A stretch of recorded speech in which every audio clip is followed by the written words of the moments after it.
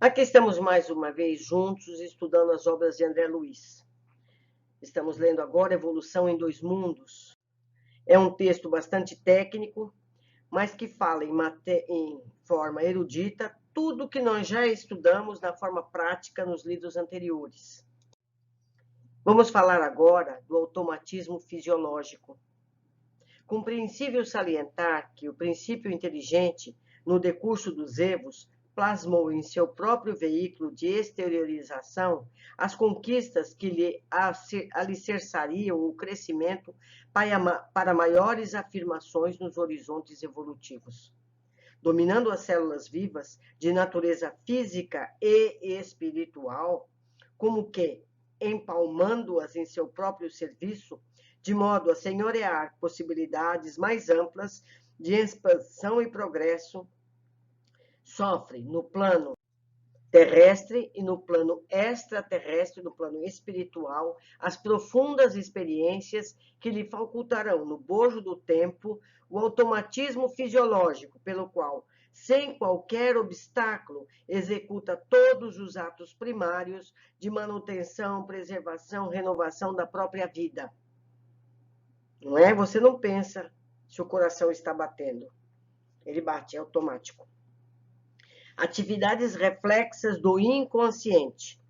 Sabemos que, em nos propondo aprender a ler e escrever, antes de tudo, nos consagramos à empresa difícil de assimilação do alfabeto e da escrita, consumindo energia cerebral e coordenando o movimento dos olhos, dos lábios, das mãos, em múltiplas fases de atenção e trabalho, de maneira a superar nossas próprias inibições, para depois conseguirmos ler e escrever, mecanicamente, sem qualquer esforço, a não ser aquele que se refere à absorção, comunicação ou materialização do pensamento lido ou escrito, porquanto a leitura e a grafia ter-se-ão tornado automática na esfera de nossa atividade mental.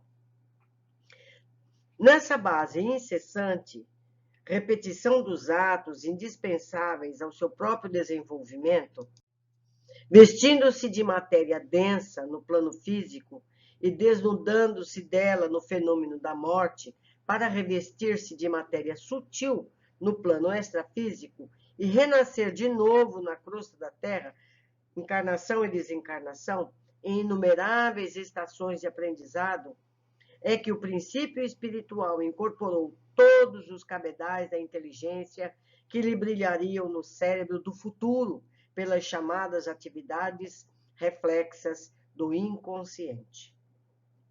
Teoria de Descartes. Atento a isso e espantado diante do gigantesco patrimônio da mente humana, é que Descartes, no século XVII, isso foi ontem, baseado em tudo a idade que nós temos, indagando de si mesmo sobre a complexidade dos nervos, formulou a teoria dos espíritos animais, que estariam encerrados no cérebro, perpassando nas redes nervosas para atender aos movimentos da respiração, dos humores, da defesa orgânica, sem participação consciente da vontade, chegando o filósofo a asseverar que esses espíritos que conjugavam necessariamente refletidos, isso tudo entre aspas, aplicando semelhante regra, notadamente aos animais, que ele classificava por máquinas desprovidas de pensamento, Descartes não logrou apreender toda a amplitude dos caminhos que se descerram à evolução na esteira dos séculos, mas abordou a verdade no ato reflexo, que obedece ao influxo nervoso, ao automatismo em que a alma evolui para mais altos planos de consciência, através do nascimento, morte, experiência e renascimento na vida física e extrafísica, em avanço inevitável para a vida superior. Automatismo e herança. Assim como na coletividade humana, o indivíduo trabalha para a comunidade a que pertence, entregando-lhe o produto das próprias aquisições, e a sociedade opera em favor do indivíduo que a compõe, protegendo-lhe a existência no impositivo do aperfeiçoamento constante. Nos reinos menores, o ser inferior serve à espécie a que se ajusta, confiando-lhe maquinalmente o fruto das próprias conquistas, e a espécie labora em benefício dele, amparando-o com todos os valores por ela assimilados, a fim de que a ascensão da vida não sofra qualquer solução de continuidade.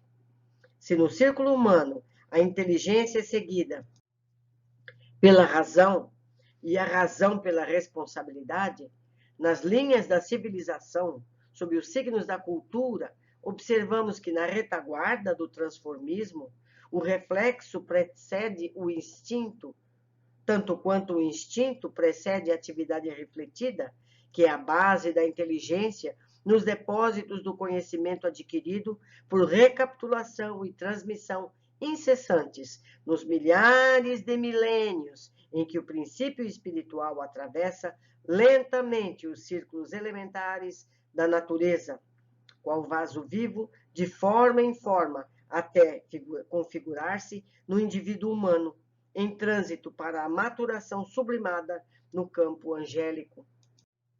Desse modo, em qualquer estudo acerca do corpo espiritual, não podemos esquecer a função preponderante do automatismo e da herança na formação da individualidade responsável, para compreendermos a inexequibilidade de qualquer separação entre a fisiologia e a psicologia, porquanto ao longo da atração do mineral, da sensação no vegetal, do instinto no animal, vemos a crisálida de consciência construindo as suas faculdades de organização, sensibilidade e inteligência, transformando gradativamente toda a atividade nervosa em vida psíquica.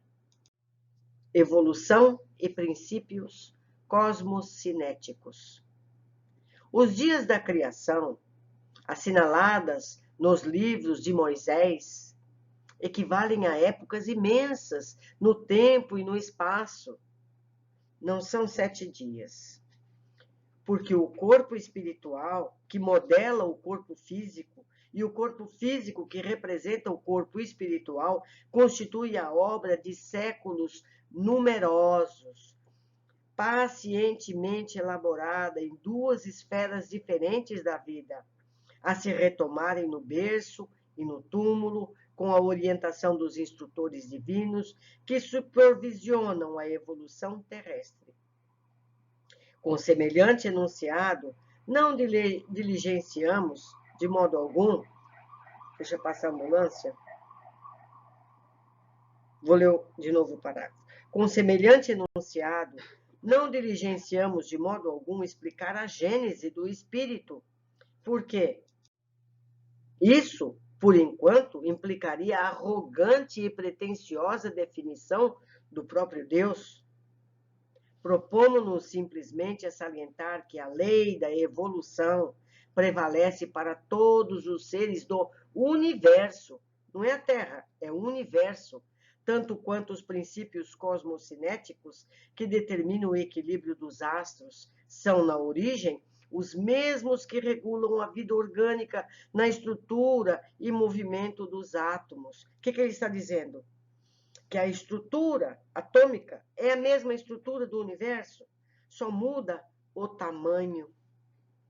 O veículo do espírito, além do sepulcro, no plano extrafísico, no mundo espiritual, ou quando reconstituído no berço, na reencarnação, é a soma de experiências infinitamente repetidas, avançando vagarosamente na obscuridade para a luz. Nele situamos a individualidade espiritual, que se vale das vidas menores para afirmar-se nas vidas menores que lhe prestam serviço, dela recolhendo preciosa cooperação para crescerem a seu turno conforme os inelutáveis objetivos do progresso. Gênese dos órgãos psicossomáticos. Todos os órgãos do corpo espiritual e, consequentemente, do corpo físico foram, portanto, construídos com lentidão, atendendo-se à necessidade do campo mental em seu condicionamento e exteriorização no meio terrestre.